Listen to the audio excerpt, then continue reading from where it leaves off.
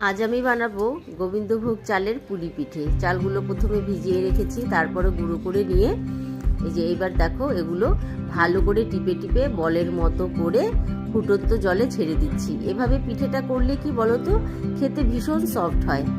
তো এবার এইদিকে ক্ষীরের জন্য আমি নারকেল কোড়া আর খেজুর গুড় মেখে তারপরে ওগুলো জাল করছি। আর এইদিকে কিন্তু আমার বলগুলো প্রায় সেদ্ধ হয়ে গেছে, এগুলো নামিয়ে নিচ্ছি। হালকা সেদ্ধ করেই নামাতে হবে। তো এগুলো তারপরে গরম গরম হাতা দিয়ে মেখে ওগুলো রেখে দিতে হবে। আর এইদিকে দেখো ক্ষীরটাও আমার প্রায় রেডি। একটু গুঁড়ো দুধ দিয়ে দিলাম ওর মধ্যে স্বাদের জন্য, এটা দিলে কিন্তু খুব টেস্টি হবে। এই যে দেখো ক্ষীরটা রেডি হয়ে গেছে। এইদিকে আমার ওই গুঁড়োগুলো মাখাও হয়ে গেছে।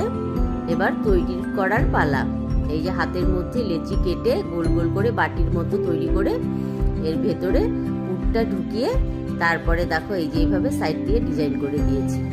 এরপর দুধ আর খেজুর গুড়, আমি এর মধ্যে কিন্তু চিনিও অ্যাড করেছি।